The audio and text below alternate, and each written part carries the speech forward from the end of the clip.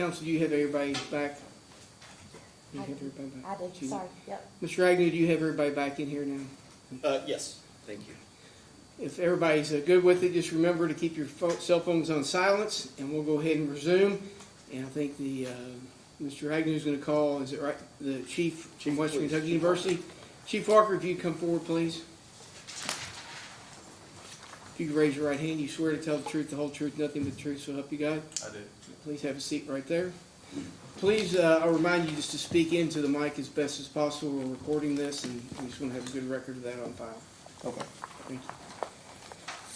Thank you. Chief, could you state your name for the and title for the record, please? Mitch Walker. I'm Chief of Police at WKU Police Department. All right, I'll dispense with all the typical formalities. We'll just jump right in. And I'm sorry you had to keep waiting for so long. I only have a few questions for you. Okay. Could you turn, there are a stack of exhibits in front of you.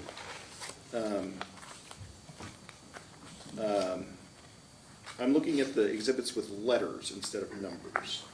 Okay. And I'm looking for Exhibit O.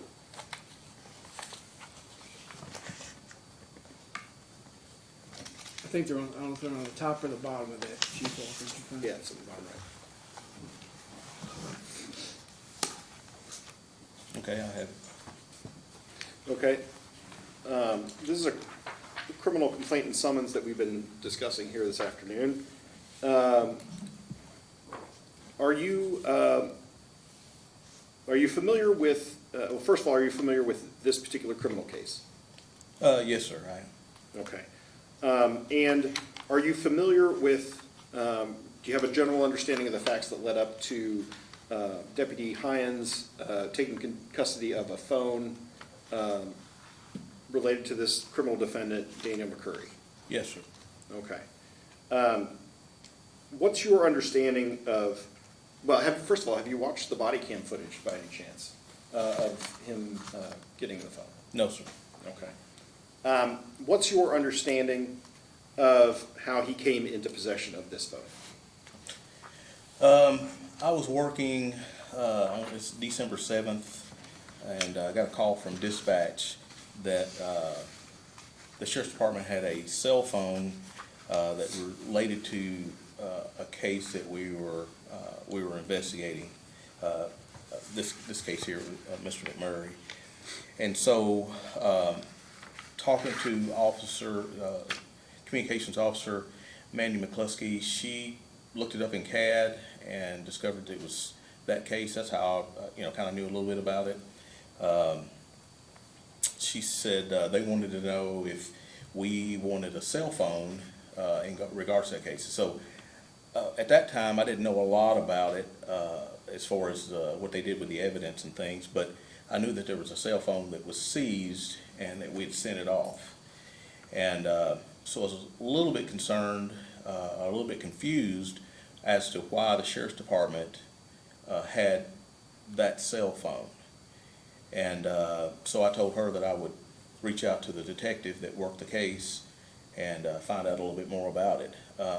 Sometimes the Sheriff's Department, they have an evidence custodian that picks up some items for us at the Kentucky State Police Lab, and so I just kind of thought that might have been the case, but I didn't know until I contacted the detective. Okay, when did you speak with, sorry, you say the detective, which detective were we talking about? Sergeant Scott Harmon. Oh, okay. Did you ever talk to Deputy Heyungs about this? Not until he brought the cell phone down to the police department after the fact. Okay. Am I correct, this was a Sunday? Yes. Would it have been strange for you to get a cell phone, a call about returning evidence on a Sunday evening? Yes. Okay. Do you know, you didn't watch the body cam video, so you don't know, do you No, know sir. what Deputy Heyungs conveyed to dispatch to ask you about the phone? No, sir. All I knew was that they had a cell phone in their possession, and it was related to this case. And so I didn't have any idea that he was standing roadside with this person serving a summons. I assumed that the cell phone was at the Sheriff's Department. Okay. would that have been important information for you to have? What's that? That he was actually roadside with this person preparing to serve him Yes, with criminal? yeah. Okay. Would that have changed your opinion at all? Yeah, I mean, if I'd have talked to him directly, it would have been much easier to share with him that we didn't need that cell phone. We already had confiscated the cell phone that we needed for the investigation. So I could have quickly told him that we wouldn't have needed that phone. Okay. Well, let's put a pin in that for just a second. Take a look at Exhibit O. Okay. This is the actual criminal complaint and summons that was served on Daniel McCurry that day by Deputy Heyungs.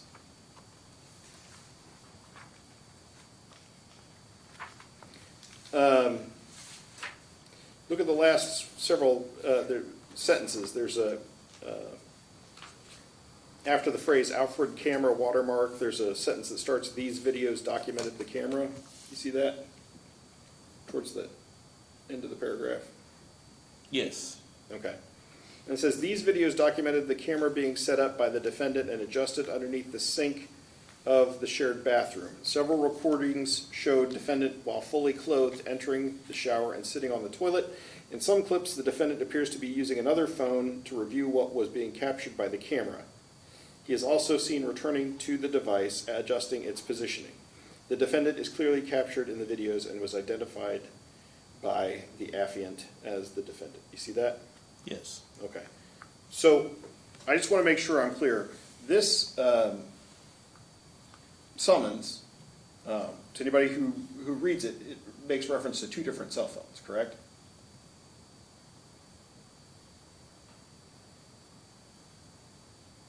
Yes.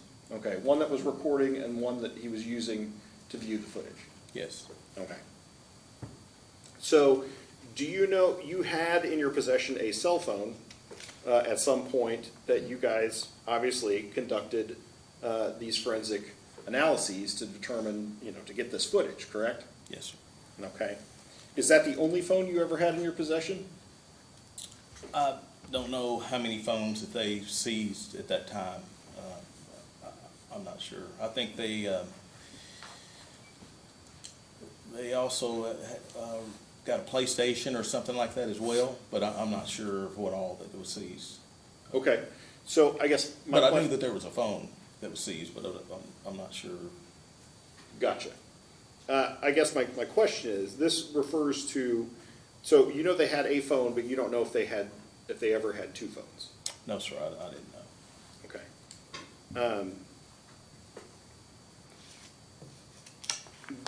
Did you talk to, you had a conversation with Deputy Heyungs before you returned the phone to the defendant?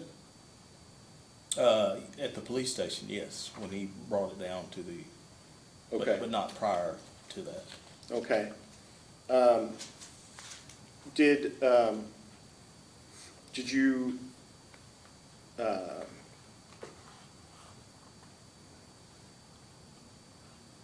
did you contemplate applying for a warrant so that you could search the phone to see if it was the second phone? No, sir. Okay, why not? Once we discovered that that wasn't the phone that we'd seized earlier, there was no point in seizing that one. That was, we'd already gathered the evidence for that case, and so there was no point in, looking for a search warrant or getting a search warrant for that phone. Okay, well, I guess here's my question. Do you know if it was the same phone that you had in your custody previously, or if it was not? I don't think it was the same phone, no. Okay. Because we already had that one, we already had that phone in our evidence, so, no. Okay. So it could have been the second phone. Could have been, but there was no way of me knowing. Okay.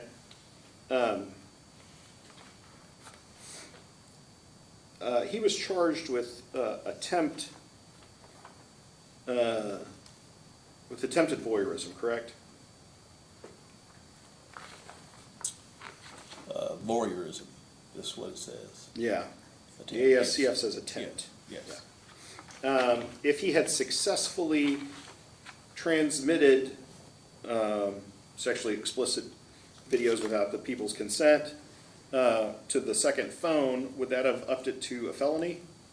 I'm not sure if it would have or not. Okay, thank you.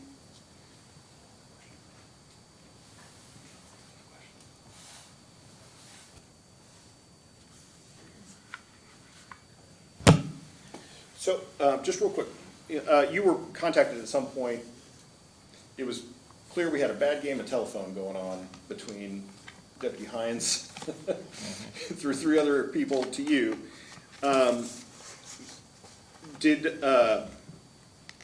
At some point they asked you if you wanted this phone.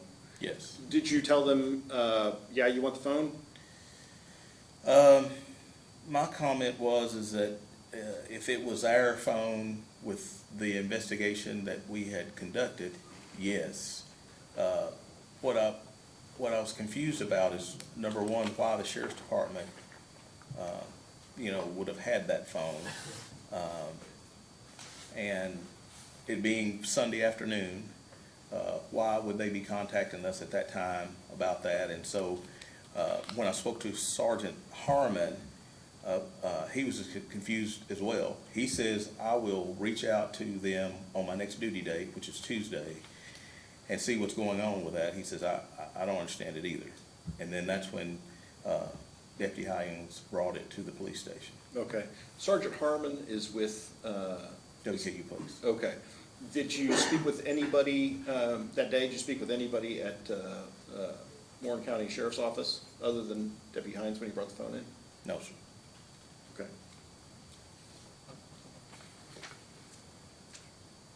Okay. That's all the questions I have. Okay. Chief Walker, when Mark came in the lobby and brought the phone, did you meet him there? Yes, ma'am. And did you have a conversation? Yes, ma'am. And what was that conversation? Initially, we got a call from dispatch saying that Deputy Heyungs had brought the phone, was in the lobby. Well, she didn't say Deputy Heyungs. She said the deputy had brought the phone to the police department. Met with him. He's holding the phone. He explains that he had, it was a traffic stop. He was serving the summons, and that we told him to take the phone. And so I said, well, that's a huge, there was a huge misunderstanding there. That wasn't what my intent was. I didn't know he was roadside, with this person to seize, with this person serving the summons, and I didn't mean that he needed to get that phone. I was talking about the one that we had already seized. I thought that the sheriff's department had that, so. And so did you take possession of the phone? I did. And what did you do at that point? At that point, we had a conversation with the deputy, and he had mentioned that Mr. McCurry worked at O'Reilly's on Scottsville Road. And so I immediately went into dispatch and tried to contact Mr. McMurray to give him his phone back, because I knew we didn't have any rights to his phone. And was the phone returned to him? Yes. We had an officer drop the phone off to the manager there. In that criminal summons that you've been reviewing, is there a description of the phone that Mr. McCurry had? Either phone? Is there a description of either phone?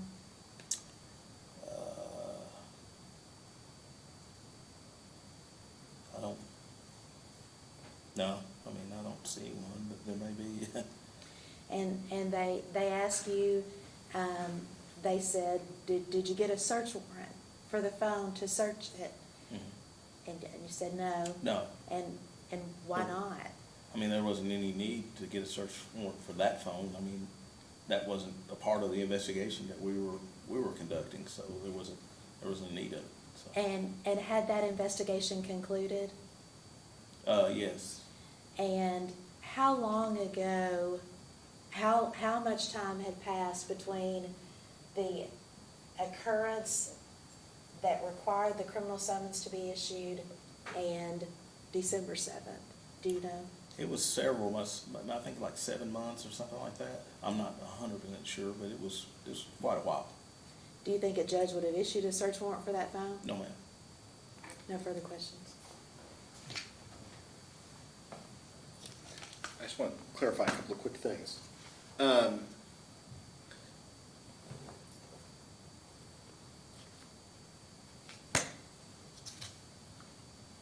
So the,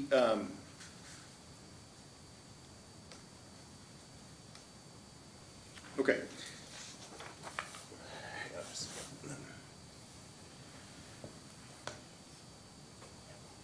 Yeah.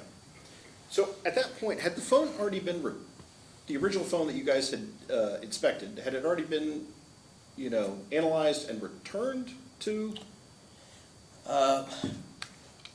That was what I believe had happened. I'm not 100% sure on that. I don't want to say, but I think that it had already been inspected. We sent it to the FBI office in Louisville, Kentucky, Okay. and so, but I'm not sure. Okay. You're aware that the night that this occurred, where he took possession of the phone, that was the night that Daniel McCurry was served with the criminal complaint and summons? Yeah. Okay, so he had not been served with the complaint prior to that? No, So he possibly didn't even know he'd been charged with a crime? not until he was served, yes.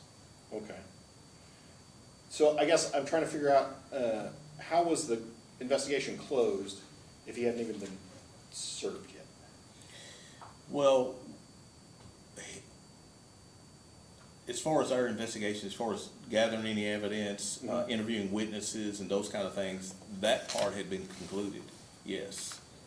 Okay. And we still have that cell phone in our evidence until the case is adjudicated. Okay, all right, so you do still have that phone? Yes. Okay.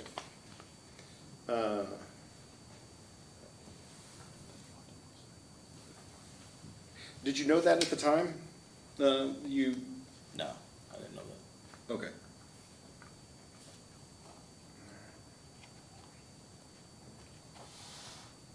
Okay, no further questions then. Thank you. Thank you. Witness, you may step down.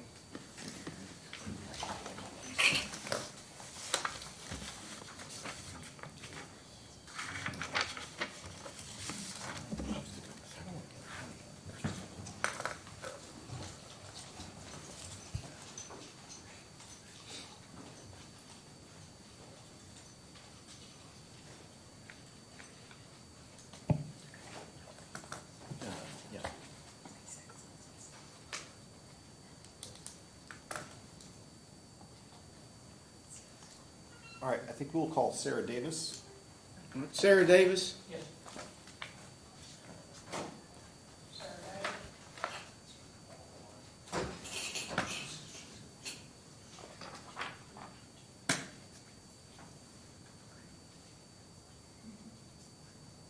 Barry, you did hit record, right?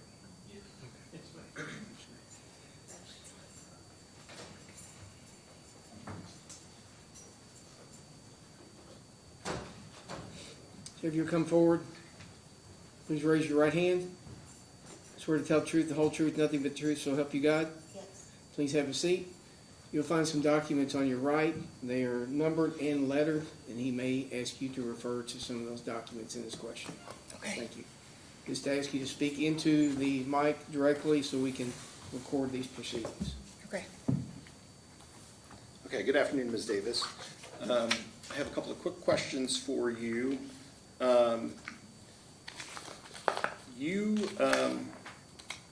You're aware that we're here for a potential termination proceeding against Deputy Mark Heyungs, correct? Yes. Okay. And one of the, do you have Exhibit C there in front of you? It's a memo. It says notice of intent for termination from the sheriff. Yes. Okay. And one of the incidences described in this document, that the third, I guess it's the third paragraph, the first couple of paragraphs are just sentences. Confiscating personal property, you see that? Yes. Okay, it says confiscating personal property. It says your intent of termination of employment is based on the following actions: confiscating personal property, a phone, on a roadside traffic stop while serving a summons was grossly unlawful and violated their Fourth Amendment rights. I want to ask you about this first. Were you, you're a dispatcher with the Warren County Sheriff's Office? Yes. Okay. Were you one of the dispatchers working that call that night? Yes. Okay. Did you receive the call from Deputy Heyungs saying that he had this cell phone in his possession? I don't remember if it was me or the other dispatcher. Okay. Do you remember if you were the person that contacted WKU dispatch? I did not. You did not? No. Okay. So, assuming it was you that spoke with him, would it have then been conveyed to somebody else and then to WKU? Are you like the initial call to WKU about the phone? Well, I guess that's my question. First of all, did you ever speak with WKU about this cell phone?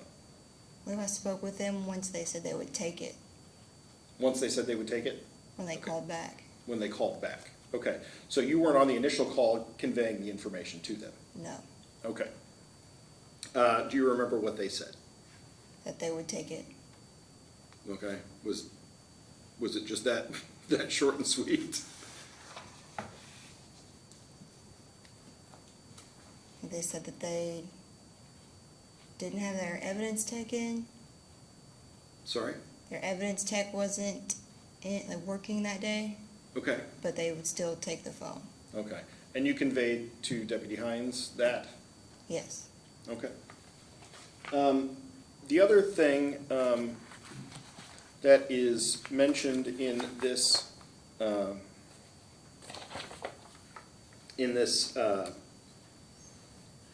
Exhibit C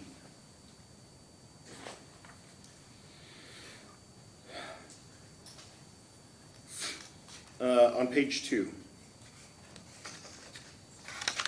The sheriff is describing, you can see where it says up at the top of the page, furthermore. Yes. Okay. Furthermore, he's describing an email that Deputy Heyungs had sent. It says, furthermore, in an email you sent on July 12, 2024, you noted the following, quote, in May of 2024, Sarah Davis, in her analyst duties, ran a, is it KY Ops? Is that how you say it? Yes. Okay. KY Ops report showing the current caseload of our deputies. I do not know why she ran the report, but my impression after the fact was that the report should be able to prove that we need more deputies to handle the heavy load. However, the report showed that Nick and Bedad had a very small caseload. This information spread across the agency. Anyway, there's another paragraph, and then it says, the paragraph beginning during, it says, during this internal investigation, Sergeant Cook was asked to look through your work phone to see what you might have sent regarding this Fourth Amendment violation investigation. During his search of the WCSO phone, Sergeant Cook found a previous text thread where you asked Sarah Davis about the caseload of 2 CID members. Therefore, you did in fact have prior knowledge, as you were the investigator of such a request, and asked via text thread to Sarah Davis on June 24th, 2024, how many cases did Vidad and Nick work? You see that? Yes. Okay. So I just want a couple of quick questions, and I'm not going to get too far into it. You ran this report in May, correct? Yes. Did Deputy Heyungs ask you to do it? No. Okay. And then when he sent you an email, it became, people learned about it fairly quickly, is that right? Yes. Okay. So when he texted you on June 24th, 2024, people already knew about it? Yes. Okay.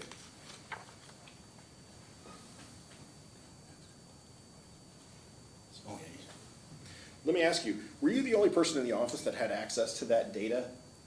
No. Okay. Could anybody else have run that report? I believe every dispatcher and deputy has access to KY Ops. I don't know about the business office. Okay.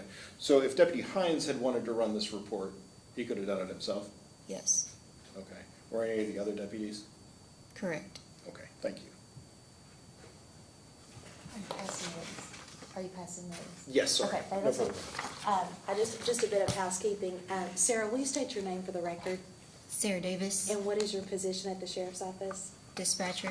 Okay. And other than taking the call from WKU dispatch, do you have any knowledge regarding the seizure of a phone? No. No. And many, I want to make sure I'm understanding, many have the ability to run the KY Ops report that you ran, Yes. but do you know if they did? I have no idea. Wouldn't know. No. But you're the one that provided Mark with those numbers? Yes. Thank you. Any further questions? Rebuttal? All right, Sarah, you can step down. Thank you.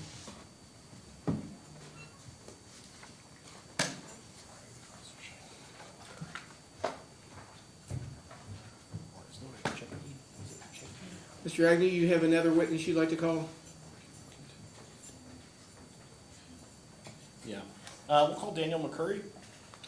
Daniel McCurry?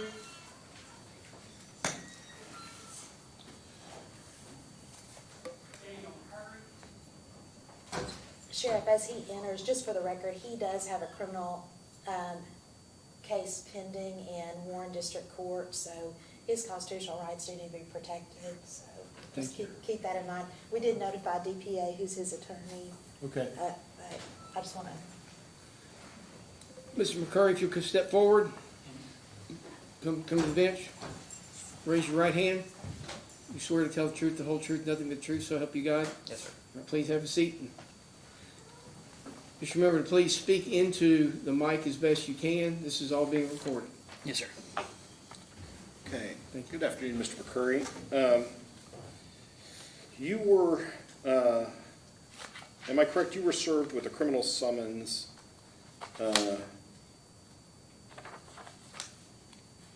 let's see, by Deputy Mark Heyungs, is that correct? Yes, sir. Okay. The date that that occurred, can you, you eventually got it back? My phone? Yes. Yes, I received it the next day from a coworker's house. Okay. Can you tell me, how that happened? Did you contact the sheriff's department, or what happened? Well, my father contacted the sheriff's department, who told him that it was returned to my work. Okay. And then I happened to get on my Xbox that night and saw a message from my manager that it was at another coworker's house. Okay. And you,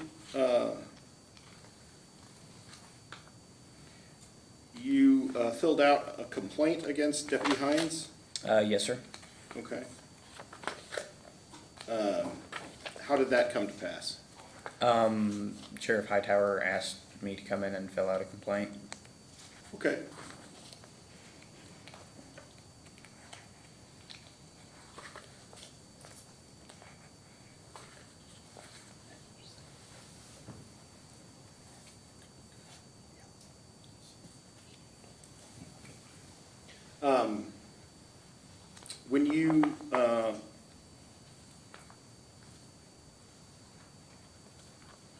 When you gave the phone to Deputy Heyungs, he asked you for it and you gave it to him?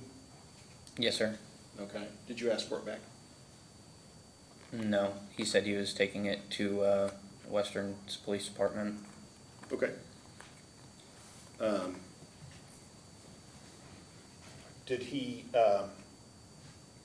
physically threaten you or in any way or anything? No, Okay. sorry.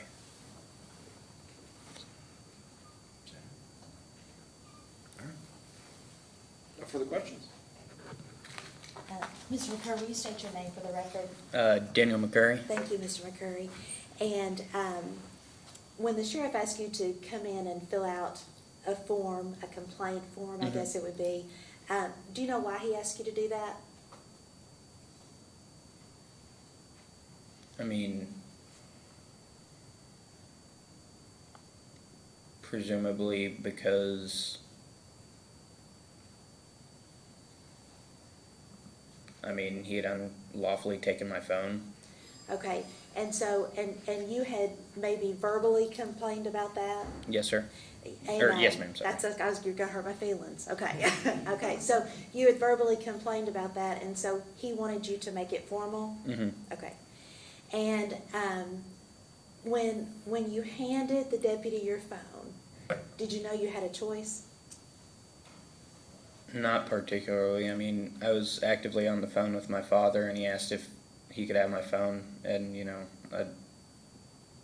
I handed it to him because he's a cop. I didn't know there was a choice. Okay. No further questions. Anything further, Mr. Agnew? No further questions. Thank you. No problem. You can step down.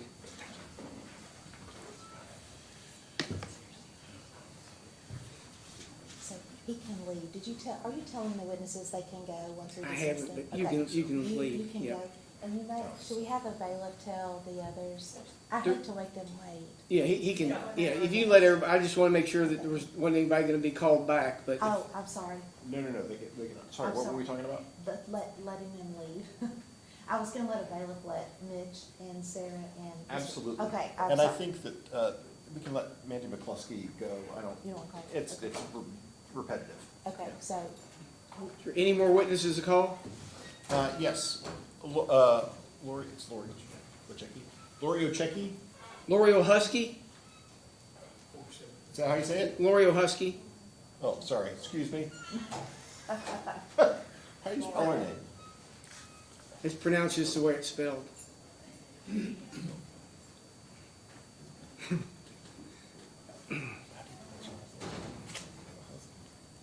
Spell it.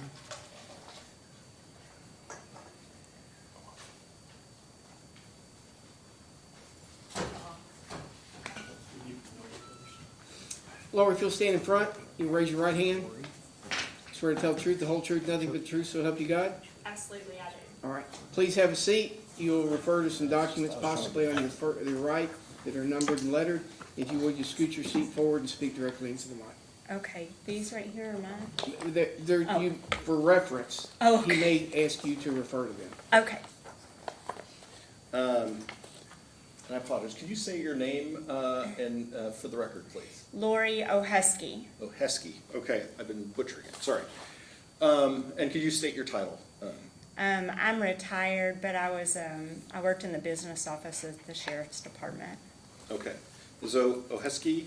O'Husky. O'Husky.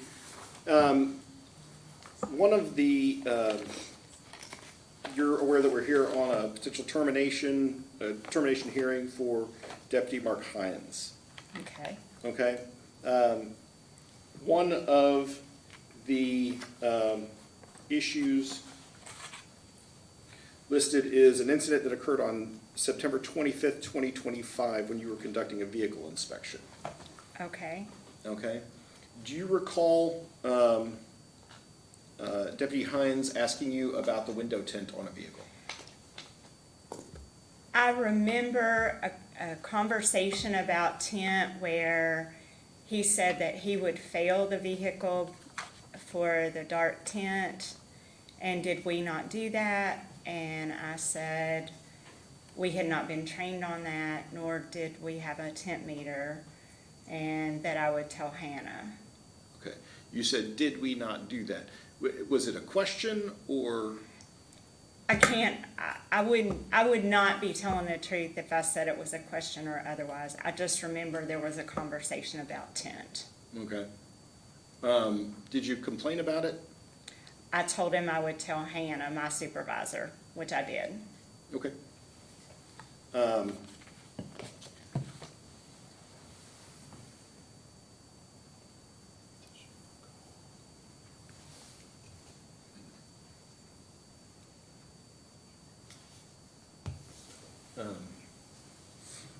Did he say anything to you about not wanting to change your processes or anything like that? I couldn't tell you that if he did. I mean, it was a conversation, so I couldn't tell you if he did or not. I just know I said we're not trained on that, and we don't have temp meters. Okay. At the time, did it seem significant, the conversation? Enough that I told my supervisor, so. All right. No further questions, thank you. Lori, following the conversation with Hannah, did anything happen at the sheriff's office? There was an email that came out that stated we would do inspections according to what the list that Frankfurt, the list that Frankfurt gives us. They give us a checklist. And anything else that kind of took care of it? It was a directive and here nor there. Okay, thank you. Any further questions? No further questions. Lori, you may step down, Thank you. And she's free to go. and you're free to go. Appreciate your They weren't patience. sure, so. Yeah, thank you. Thank you. Have a good day. Thank you. All right, we'll call Mark Heyungs. And I guess, I'm so sorry, Yeah. as we do that, so it's 4:18, what's the pleasure of the sheriff? Well, we're comfortable to push on, but Okay. is it okay, can you all stay for a little bit longer and we can make up this time on maybe Friday? Is that possible? Is that Yeah. okay with you? Okay, Okay. so let's push forward and see where we go. Thank you.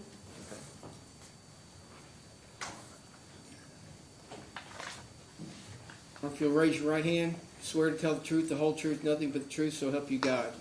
Thank you.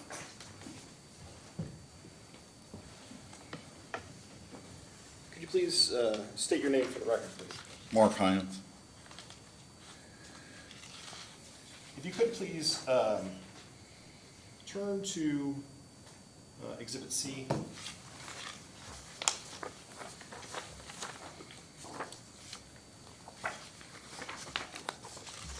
Okay.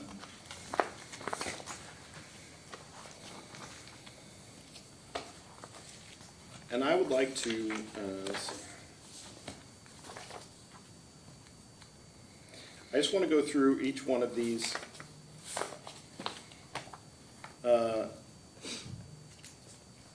issues. First of all,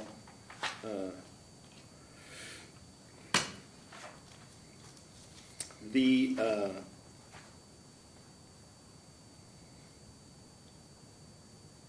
issue of the cell phone process email. Yes, sir. You were here for the testimony on that. Yes, sir. We've offered the email that Detective Sergeant Cook sent, and then the email that you sent. Did you speak with Detective Sergeant Evan Cook prior to sending that email? Yes, I did. Okay. Can you describe that conversation? So, due to his inability to run the phone examinations, I had a contact at HSI who was willing to do exams for us and kind of streamline the process. He said we could bring, multiple phones per week, and then he would just have them done by the end of the week, and then I could pick him up. But he only really wanted to deal with one person, and because he knew me, he would have just rather it been me. And in all of this, there were several deputies that had mentioned, we don't know what to do, we're not sure what the processes are. So I thought, I can just streamline this and kind of help out the agency. So I got with Sergeant Evan Cook. I got with him about the streamlined process where they could do all the exams, because really the phone examination isn't an analyst going through a phone. It's basically plugging it into a computer and making a copy of it and then providing that back to us. So it wasn't a lot of time constraint put on that analyst. But he was more than happy to help us out. So I got with Sergeant Cook. I said, this is a streamlined process. I explained, the analyst over at HSI is more than happy to help us out. He wants to, just do the examination, put it on a copy on a thumb drive, and then give that back to us. But he, didn't want to deal with a lot of different people coming in, so he thought maybe it'd just be best for me to do that since he knew me. And Sergeant Cook agreed. He said, yeah, go ahead and send it out, and we'll do that for now. It's kind of a temporary fix until he got his license back. Okay, so when you say Sergeant Cook said send it out, you mean the email? Send the email, yes, sir. Okay. Well, let me ask you something. Well, first of all, if you look at the actual emails, exhibits H and I mean, exhibit H was the email that he sent out. Was there any more formal of a written policy than just this email that the office was following? No, Okay, so the office policy was just an email that had been sent out. correct. Okay, you said there was confusion. Can you tell me about that? Well, I think as time kind of passed, with deputies knowing that we couldn't do the cell phone exams, I think they were confused on if they were supposed to take the cell phone to another agency to get the examination, or how that was supposed to go. So I thought, my process, I would kind of help that out. Okay. But as far as having an actual formal office process, there was nothing more than just this email? No, that was the current process. Okay.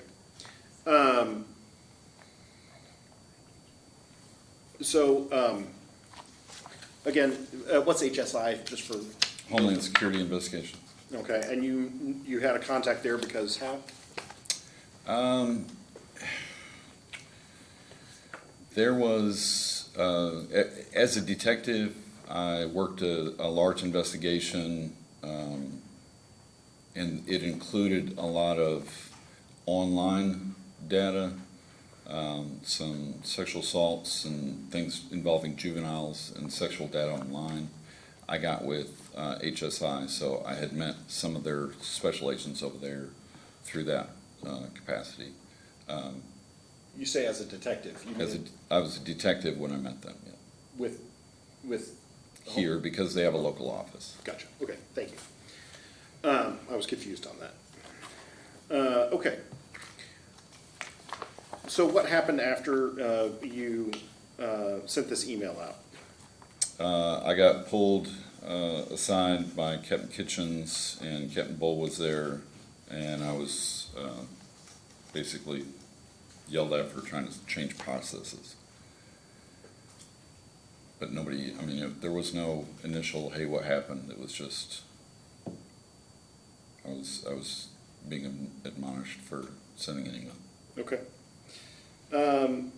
Let's talk about, I'm gonna go ahead and move on to the March 21st, 2025 traffic stop and foot chase. Okay. Can you tell me about this incident? So I was traveling down Roosevelt Road, and I noticed a vehicle, didn't appear to be roadworthy, and it had a lot of junk in the back, and I'm not sure where he was coming from. He was coming out of a parking lot, and I kind of made eye contact with this vehicle, and I think he saw me coming. It was my impression he saw me coming down Roosevelt Road, and he backed up into the parking lot. And I thought that was kind of odd behavior. Most people don't pull up to a road getting ready to turn out of a parking lot and then back up. And I watched him in my rear view after I passed. He eventually then came back forward to exit the parking lot. He didn't make any turns or go anywhere else. He just backed up as I passed and then came back forward. With that kind of suspicious behavior, that would indicate some kind of illegal activity going on. Maybe he had a warrant, I don't know, what he was doing. So I kind of wanted to watch him, and I pulled up into a Shell station to wait for him to pass me. He turned on Emmett right before he got to me and went into the Enterprise Rent-A-Car parking lot. So I wasn't able to get a tag. All I knew was a black truck, so I wanted to get the tag. So I went in behind him to get the tag so I can call in a traffic stop. And determine if there were any other problems with the vehicle. I want to see this vehicle. I want to see ahead of a traffic stop if, you know, the registration's out or there's no insurance, I can run that plate right there in the vehicle. But I never got that opportunity because he went around the Enterprise Rent-A-Car, and when I came around to get behind him, he had already exited the vehicle, and then he took off running. So I called dispatch. I said, you know, I've got one running. Obviously, I wasn't able to conduct a traffic stop. I never got fully behind him. I never got to see his tag. I never got to conduct a traffic stop. So I gave my location, and I said Russellville at Dishman. Now, I had just come from a traffic stop, Russellville at Dishman. I was just at Dishman, so I think in my brain now, you know, I'm diverting my attention because one, I'm trying to get back around the building to get ahead of this guy because he's running. I need to stop him and get him in custody. I'm also trying to give my location and what's going on. And so I said Dishman. Clearly I was at Emmett.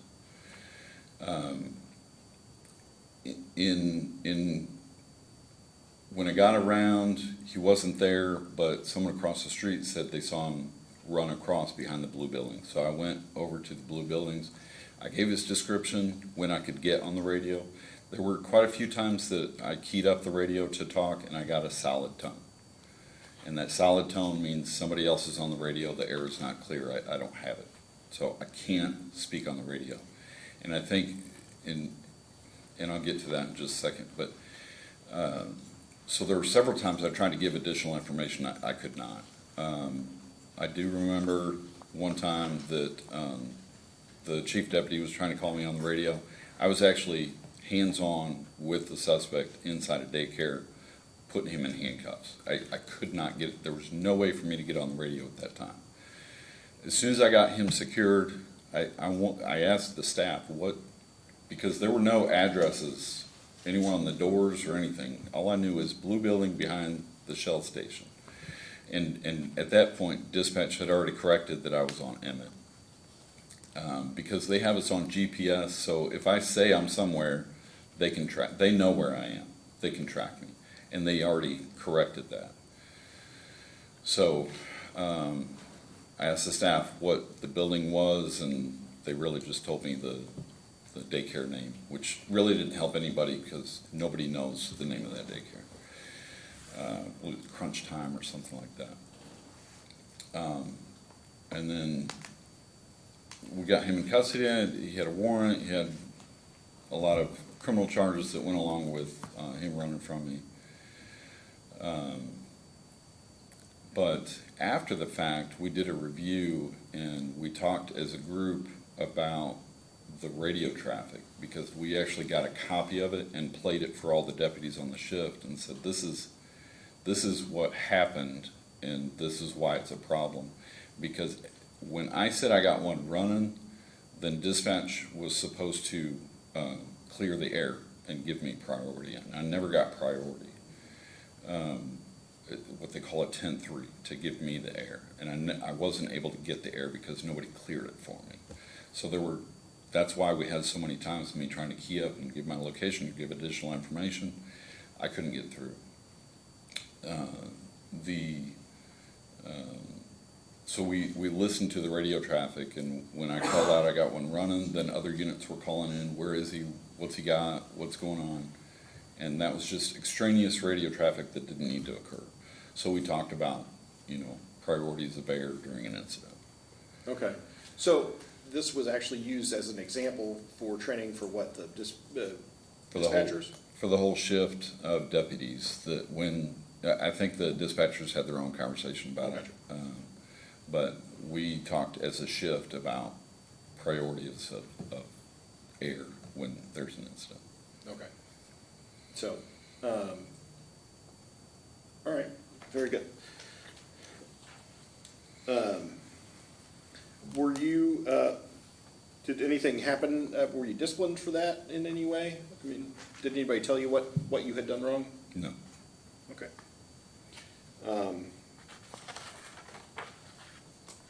There was a conversation about answering 402, which is the chief deputy on the radio.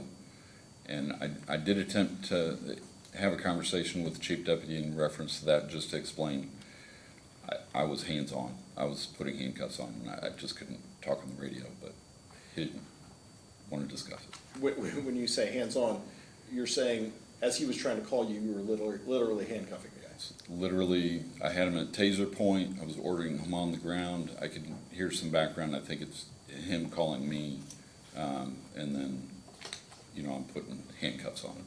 Okay. We're, okay. Let's see. Let's talk about the yard sale investigation. Okay. Tell me a little bit about how you identified this as a potential issue, this yard sale.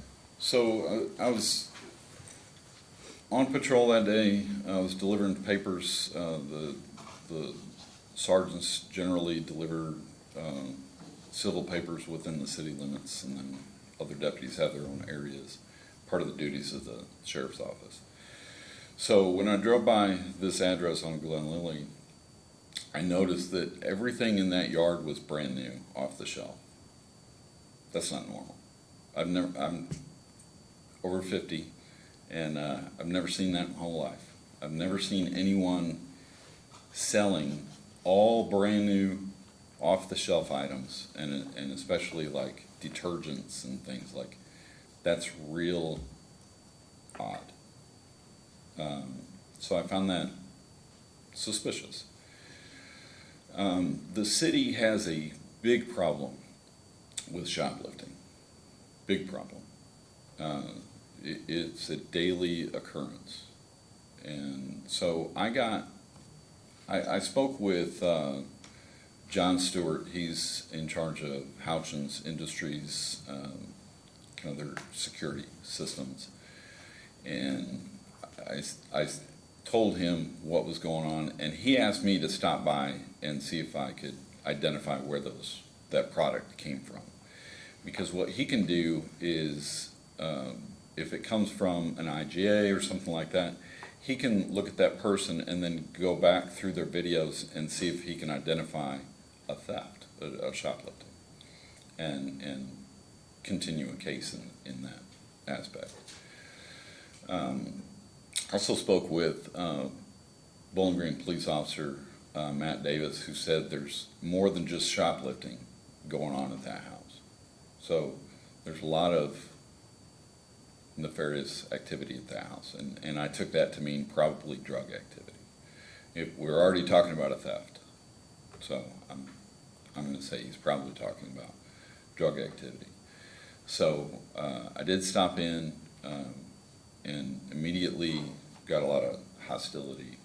I was just trying to be nice. Is this your house? And he said no. And I thought, okay. So someone lives there. Someone owns that house. And I wanted to talk to them. And he said his girlfriend lives there. She was on her way home. So I said, okay. So he started getting real hostile. He wouldn't identify himself, which is suspicious. Most people that don't identify themselves to law enforcement typically have a warrant for their arrest, or they're in the midst of criminal activity and they don't want to identify themselves. So I worked with John Stewart to try and get his identity, just to make sure he didn't have a warrant or anything, and I waited for the girlfriend to show up. We did identify him as Antonio Miguel Hernandez, who had a prior arrest for shoplifting. So that also led me to believe that it's probably what was going on.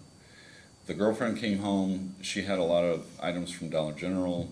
All the items on the tables was from Dollar General, to include like stacks of kiddie pools, which is something that Dollar General will generally, in the summertime, they'll set outside in a large group. So kind of makes you wonder if maybe they just went up and took them without the person inside knowing. It's pretty easy to commit shoplifting at Dollar General because they don't have security. They generally have one person working inside at the counter, or maybe two. So again, lends to that suspicion of mine. But she came home, the girlfriend came home, and she had some items in her car from Dollar General, and she was very compliant. She said she's a couponer, and that's how she gets all this stuff. And she talked about how, Dollar General doesn't even know about how much people can get with coupons. So maybe that's what was going on, or maybe there's something else going on. But at that point, I terminated that investigation because that's what it was. When I show up to a house and I conduct an investigation, somebody tells me to leave, I can't leave in the middle of an investigation. If I showed up to investigate a rape and somebody said, I want you to leave, I'm not leaving because I'm conducting an investigation. It's not what we do. You can't just tell the police to leave when they're doing their jobs. So she explained what was going on. I didn't have a contact with Dollar General. Obviously, their security is pretty lax. So I didn't feel there was any way I was going to be able to prove that any of these items were part of a shoplifting ring. So we departed. So the standard in order to conduct this kind of an investigation is not, is it probable cause, is it reasonable suspicion, what is it? I need reasonable suspicion. Okay. It's got to be reasonable. And am I correct, it wasn't just, as was described earlier today, that there were a bunch of new items in the yard? Yeah, it wasn't just some new items. It was all new items. Everything in the yard was brand new. And just to clarify, these conversations you had with other individuals, was that that day? It was. Yeah, so you contacted folks before going in, you learned about the house, Yes. history of criminal activity, that kind of thing? Yes, sir. Okay.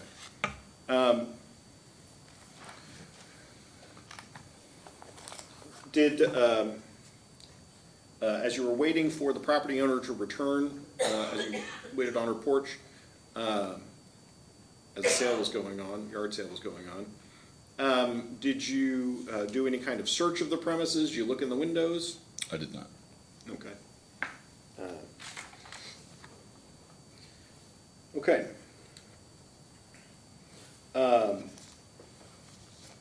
Afterwards, it did go viral online a little bit. I did. Yeah.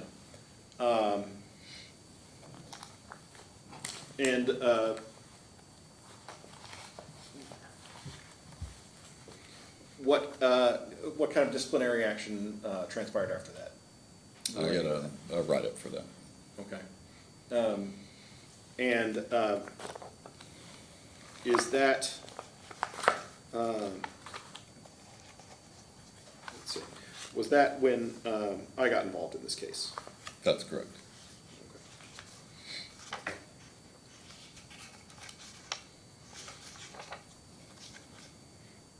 Okay.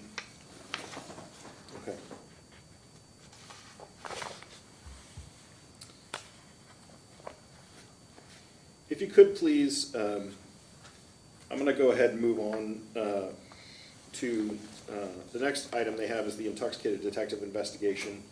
Again, let's just clarify. Would you agree that was my mistake? That was not something you told me to accuse anyone of? Correct. Okay. Just a miscommunication between you and your attorney? That's right. Well, by your attorney. Okay.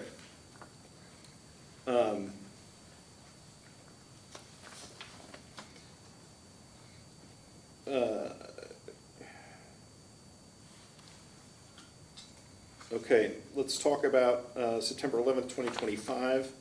The failure to notify. Can you tell me what happened in this incident? So I got a call from a subordinate, Deputy Bickford, and he stated there was an incident where somebody was arrested on an indictment warrant for him, and the Commonwealth called him and said they believed it to be the wrong person. So I attempted to contact the Commonwealth, several attempts, eventually getting through to them. I talked to them, I got some basic information, names, some basic facts. I also ensured that that person was not currently being held on these charges. They confirmed that they had gone forward with and were dismissing the charges so that they could be released. So the next morning, handled a difficult investigation with another deputy, and then as soon as I got a moment, I dove into the facts. Following policy, policy states that supervisors, when they receive a complaint, that they should do a preliminary investigation of that complaint, determine what happened. So following policy, I did exactly that. Basically digging into the facts. So if it did need, either way I was going to report it up, whether it was a good arrest or a false arrest. Either way, we got a phone call. But I thought it important to let my supervisors know what actually happened. So I needed more information. So I did dig into it, and then while I was on the phone with dispatch, digging into the facts, Captain Kitchens called me and asked me about it. I said, I'm literally on the phone trying to get more facts right now, and he told me to call him back, which I did. And I confirmed, yes, I do believe we did arrest the wrong person. Okay.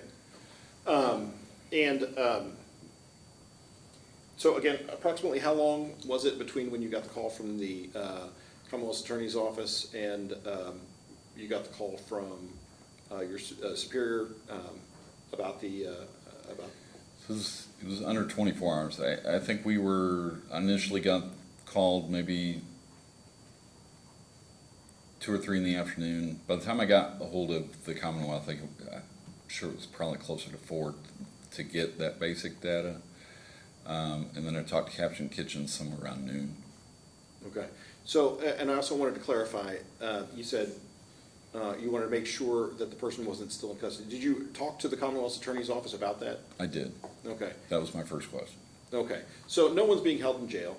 Right. Charges have been dismissed against this person. Correct. And you commenced an investigation to make sure that it was in fact the wrong person. Correct. Okay. What do you remember? What policy specifically you were following when you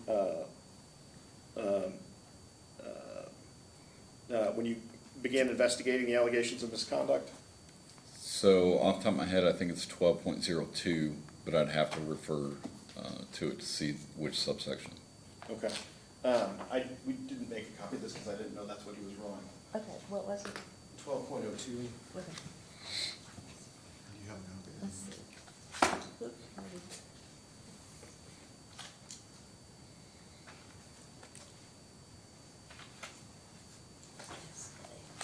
Yes, I do, 12.02. Is it the exhibit that- No, I don't think it is. I don't think. I don't think it's, I'm pretty sure it's, because I would have to stick it out, so that, that's I'd like to fine. offer it. Yeah, that's fine. No objection, he wants to offer that as an exhibit, and it would be our S. S? Okay. All right, that's fine.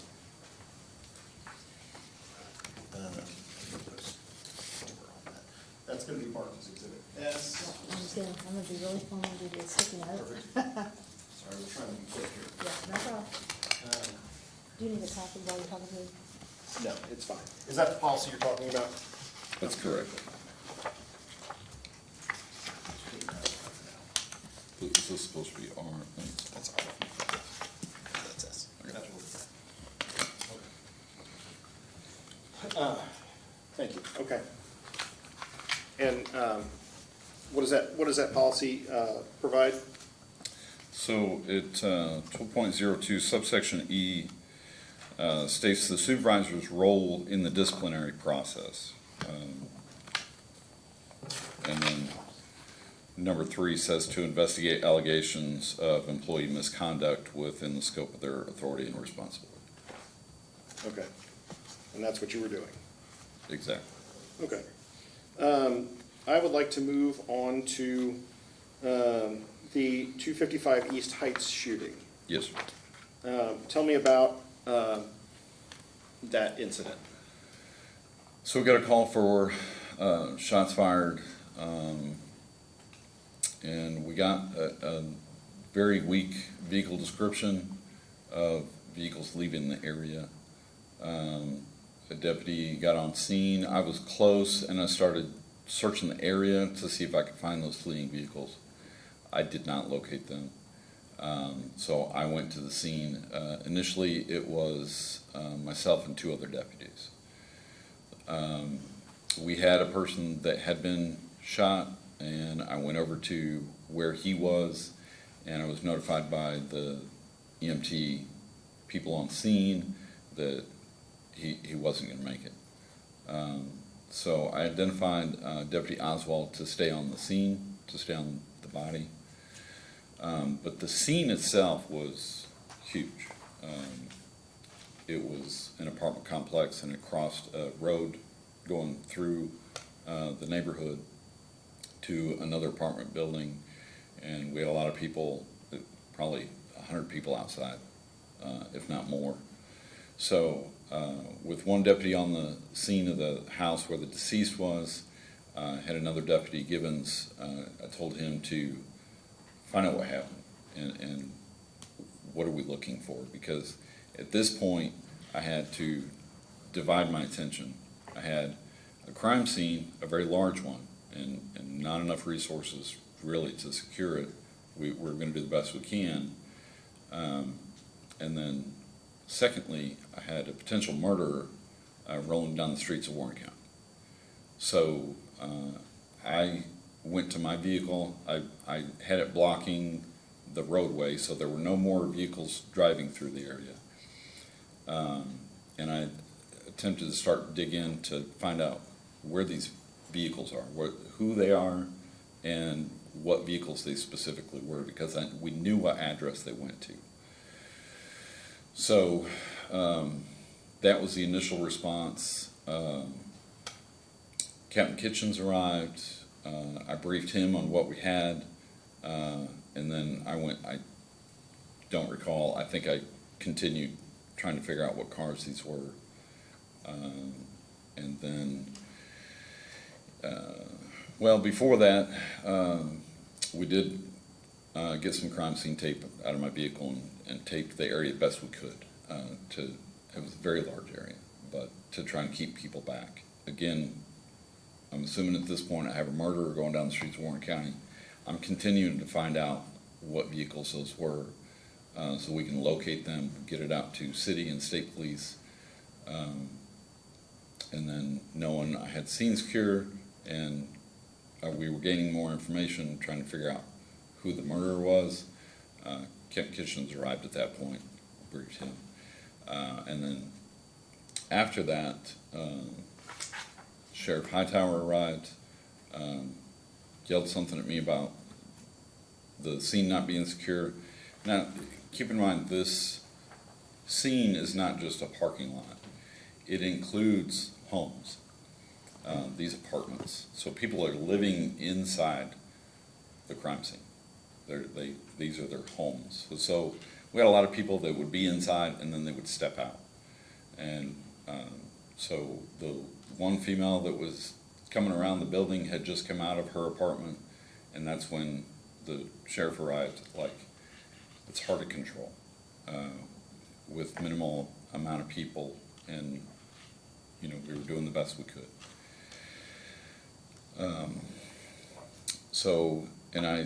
When Sheriff Hightower said that to me, I looked at Captain Kitchens and I said, I've got him on the house, on Deputy Oswald on the house. He said, oh, I moved him. So there were some things that changed. Obviously, it was Captain Kitchen's scene at that point, so it is what it is. Okay. So, I just want to clarify, when you were a sergeant at the time? I was, Okay. So when you first arrived at the scene, it was your crime scene? correct, So, control. correct. When Captain Kitchens arrived, it became his? Yes, sir. Okay. What did he tell you to do when he got there? He didn't direct me. Okay. I briefed him on what was going on. We were just kind of working together as a team to do the best we could with the massive amount of area and many witnesses that we were trying to get through to find out if anybody knew who the shooter was, so we get him identified. Okay, gotcha. And then the sheriff arrived. Correct.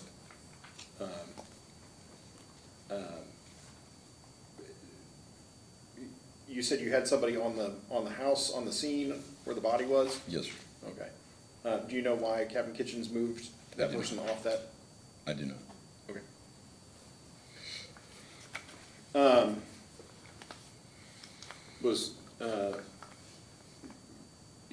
Were you have any disciplinary ramifications?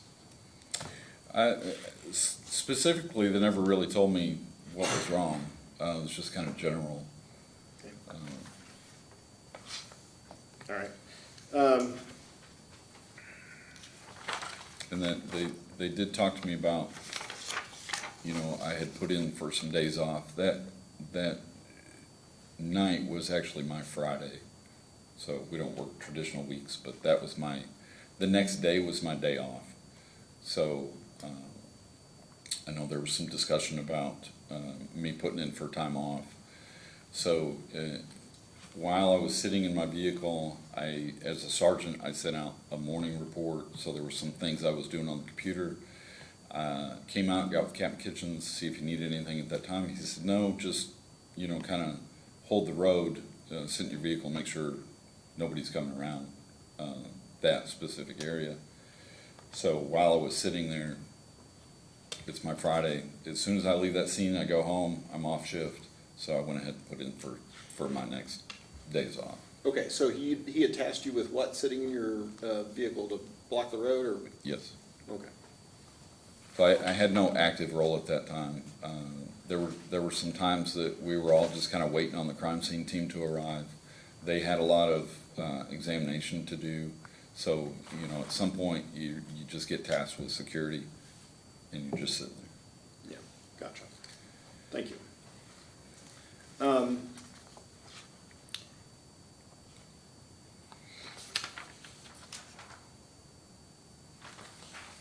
Let's talk about the vehicle inspection.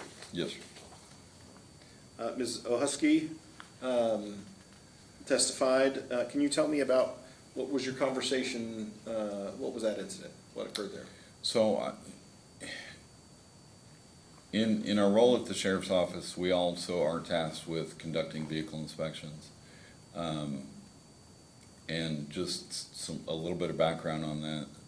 On patrol, we see vehicles with dark window tint, it's illegal.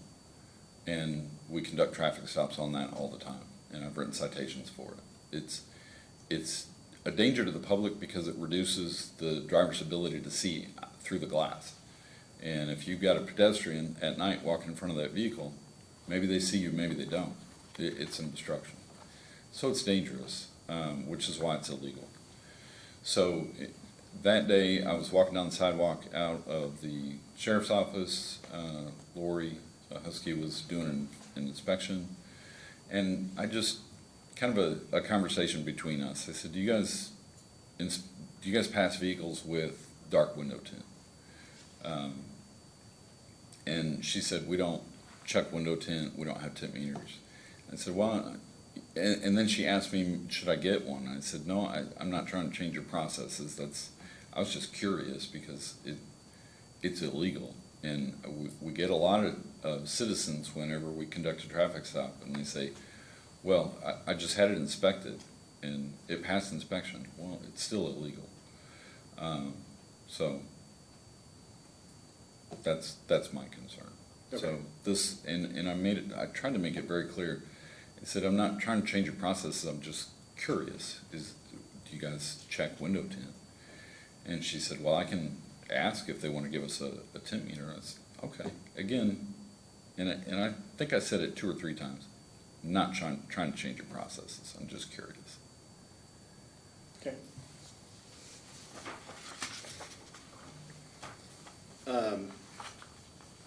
Was there any fallout that you were aware of from that? There was an email that came out to all employees from the sheriff, reference to window tint, and he acknowledged window tint is an obstruction in guidance to vehicle inspections. It does fit under one of the things that we inspect for, but he's basically saying we're not failing vehicles for window tint. Gotcha. Okay. All right. Well, let's now talk about the incident involving the cell phone. Service of the criminal summons on Daniel McCurdy. Can you Yep. tell me a little bit, first of all, why did you pull him over? So, in our capacity as sheriff's deputies, we have computers inside our vehicles. And generally, as I'm going down the street, if I see a vehicle looks suspicious, tag doesn't look right, something looks off, I can run that tag in the vehicle and it'll tell me if it comes back to that car, or it's stolen, or, you know, if they have insurance, things like that. So I ran the tag of that vehicle and it did not come back to that car. Sorry, what do you mean it didn't come back to that car? That tag on that car did not belong to that car. Gotcha. I also noted that he didn't have a seatbelt on. So I conducted a traffic stop. Dispatch told me he had a criminal summons. Well, I'll back up. I made contact with him. He notified me about this tag. He did get it registered. I noticed he had a cell phone in his lap. He was actively making calls, which is something we pay attention to for officer safety. I need to know what he's doing. Is he reaching oddly? Is he trying to call somebody to come, ambush me? There's a whole wide range of things that could be happening. But I did notice it. And so I told him he could go ahead and change the tag out, and then I went back to my vehicle, was told he had a criminal summons. I read through that, noted that there was 2 cell phones involved, and I don't know the status of that investigation, but in order for me to continue to hold him, I was going to tell him that I had a criminal summons to serve him. So I made contact with him, asked him for his cell phone. He consented to that seizure, explained, I've got a criminal summons, and then had dispatch contact WKUPD while I continued my part of the investigation and writing the citations. Dispatch came back and said they confirmed the WKUPD did want the cell phone, so I put that in the citation so that Mr. McCurry had a receipt for that seizure. Okay. So Exhibit O is the criminal summons that you served. Yes, sir.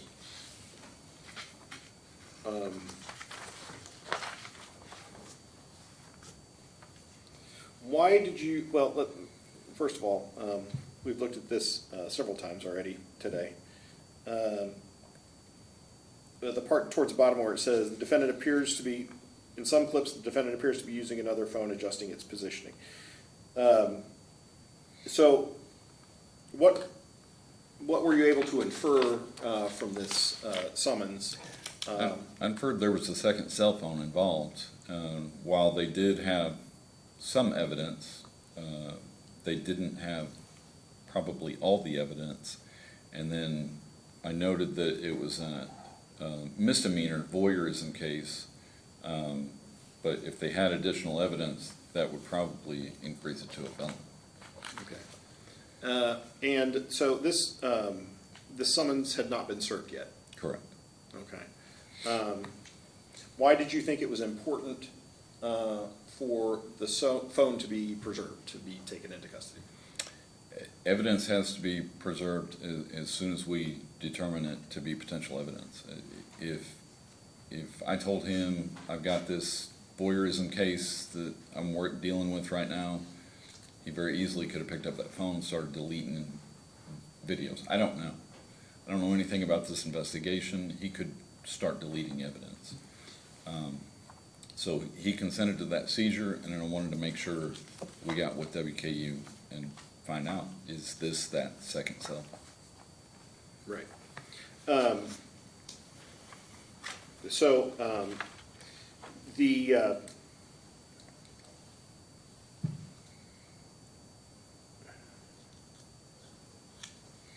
What was your analysis as far as whether or not you could keep the phone? What were you thinking? You asked him for it, he gave it to you. So he consented to the seizure. We already knew there was probable cause. This was signed by a judge. We know a crime occurred. And then WKU PD confirmed it was evidence, so it should be seized. Right. What did you expect that they might do with it? I expected them to attempt to get a search warrant for it and search it. Okay. Well, let's clarify that. You did not search the phone? I did not. Okay. You just held on to it to preserve it? Correct. Okay. Very good. Let's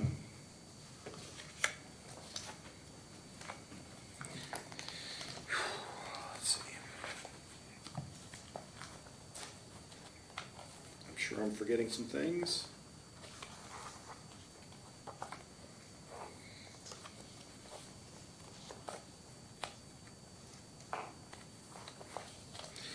I guess I would ask just generally, up until you were transferred into CID, to your mate detective, did you have any trouble getting along with other officers or congeniality?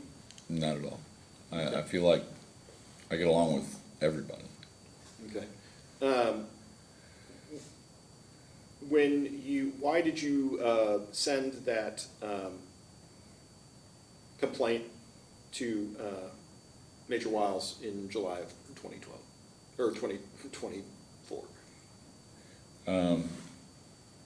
We had a lot of problems over there in the CID office. There was a lot of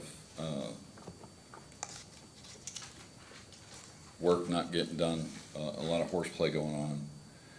And, I refer back to 13 years of being a detective for the Army and running an office, and the horseplay and theft of time was causing a problem. Most of the deputies in the sheriff's office on patrol don't feel like they're able to work with CID very well. They hold rape cases on patrol that should be investigated by a detective. And maybe the word rape is sexual assault, things like that, that are held on patrol for patrols to investigate. So there seems to be a lot of animosity with CID detectives, and in what I had observed up to that point, I knew why we had such a big problem, and it was their behavior. And what I wanted to do is, and I talked to Sergeant Cook several times about the conduct and the activities, and I told him a couple times, I said, I'm just going to do my job and set the example. Maybe that would be good enough, but it wasn't. It was the constant harassment, and it was just a big problem over there. So it was uncomfortable. I didn't want to formally complain about it, but something had to happen. Something had to stop that constant horseplay. I'm on the phone conducting phone interviews, and I've got a detective taking off his clothes and kind of intentionally showing himself. It wasn't just he was changing. It was more intentional than that. And again, on the phone, and the guys are over there throwing a ball at each other and laughing. It's just, it's not how you're supposed to act in the workplace. Where the citizens in Warren County expect that their detectives are working hard and working their cases. That's not what was going on. So what was your goal in submitting it?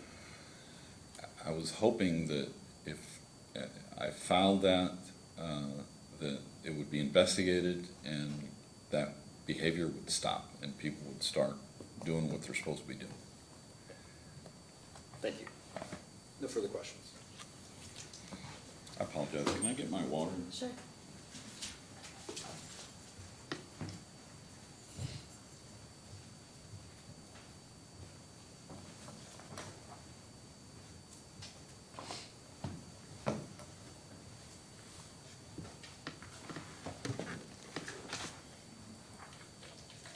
So, and I may go backwards, with regard to the hostile work environment, Yes. you testified that you just wanted it to be better. And in fact, they did an investigation and set forth protocols. Would you agree that that's accurate? No. They did not set forth protocols? They didn't do a thorough investigation. They set some protocols, but they allowed people to say they weren't doing anything wrong, but did not interview any witnesses.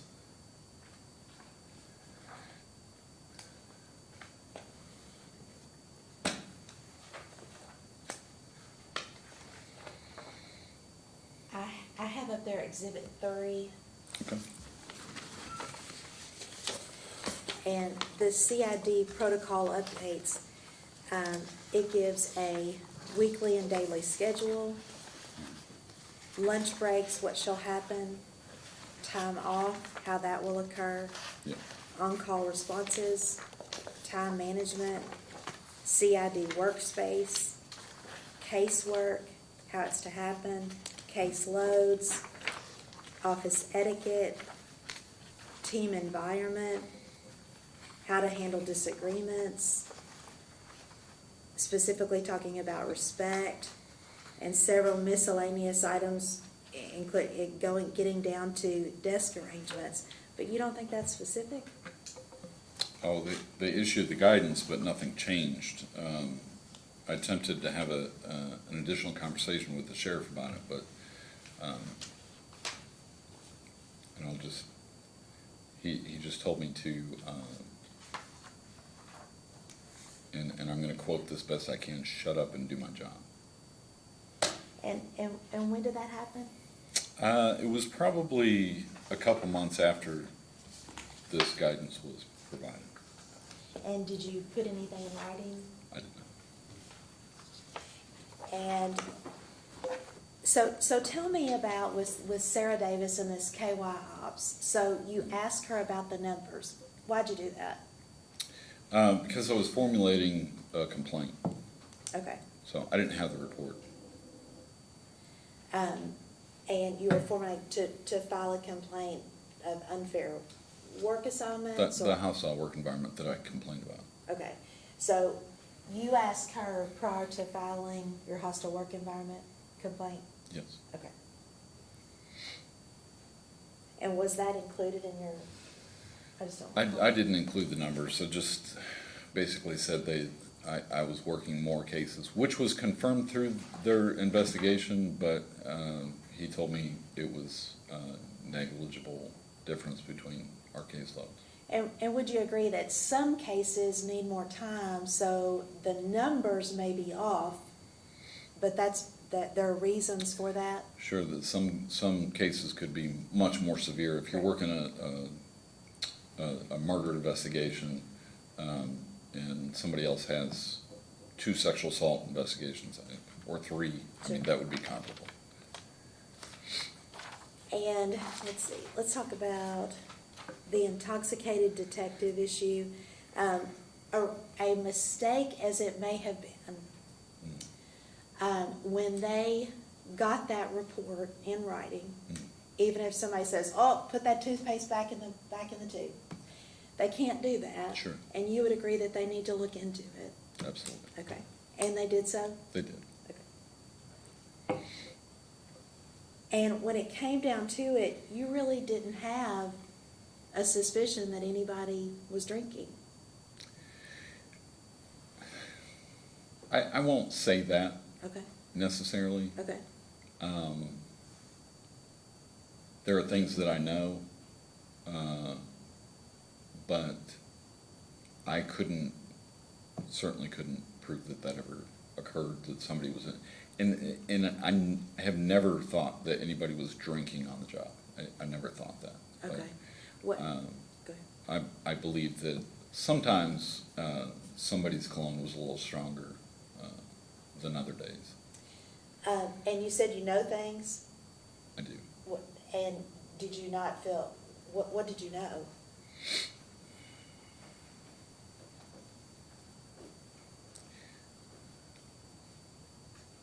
I don't know that, I mean, do you want to